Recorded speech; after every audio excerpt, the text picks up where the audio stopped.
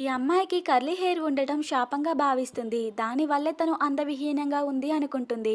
ఇలా ఉంటే ఎప్పటికీ తన క్రష్ తన వైపు చూడ్డేమో అని బాధపడుతూ ఆ హెయిర్‌ని స్ట్రెయిట్ చేయడానికి చాలా ట్రై చేస్తూ ఉంటుంది. కానీ ఎంత ట్రై చేసినా కూడా ఆ జుట్టు మాత్రం స్ట్రెయిట్ అవ్వదు. ఇక ఒకరోజు క్లాస్‌లో కూర్చుంటే తన ఫ్రెండ్ వచ్చి లూసీ తన జుట్టు పర్మనెంట్‌గా స్ట్రెయిట్ చేసుకుంది అని చెప్తుంది. ఈ మాట విన్న వెంటనే ఆమె క్లాస్‌కి పరిగెత్తింది. లూసీ జుట్టు చూసి షాక్ అయిపోయింది. తనకి కూడా సేమ్ ఈ అమ్మాయిలాగే కర్లీ హెయిర్ ఉండేది.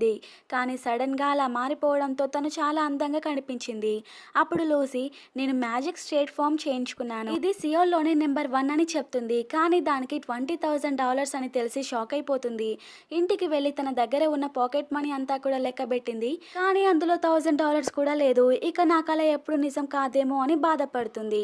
ఇక అప్పుడే అదృష్టం తలుపు తట్టినట్టుగా ఆ సెలూన్ తన క్లాస్‌మేట్ వాళ్ళ అమ్మదే అనే విషయం తెలుస్తుంది. నెక్స్ట్ డే క్లాస్‌మేట్‌తో కలిసి సెలూన్‌కి వెళ్ళింది. తన క్లాస్‌మేట్ వాళ్ళ అమ్మ నవ్వుతూ సరదాగా మాట్లాడుతూ ఉంటుంది. నా కొడుకు కాలికి గాయమైంది. నువ్వు అతనికి 20 డేస్ జాగ్రత్తగా చూసుకుంటే నీ జుట్టు ఉచితంగా స్ట్రెయిట్ చేస్తాను అని చెప్పింది. ఇక ఆమె చాలా హ్యాపీగా ఫీల్ అవుతుంది. కళ్ళల్లోకి వాటర్ వస్తుంటాయి. ఎప్పుడూ స్కూల్‌కి లేట్‌గా వెళ్ళే ఆమె ఇప్పుడు ప్రతిరోజు ఉదయం తొందరగా లేచి ఆ అబ్బాయిని తీసుకుని వెళ్ళేది.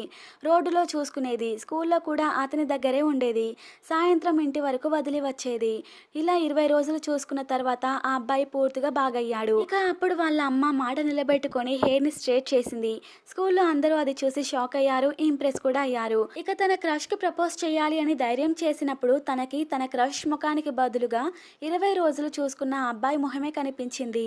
అతన్ని ట్రూగా లవ్ చేస్తుంది అని రియలైజ్ అయింది. అలా ఈ 20 రోజుల్లో తన జుట్టుతో పాటు తన అభిప్రాయం కూడా మారిపోయింది.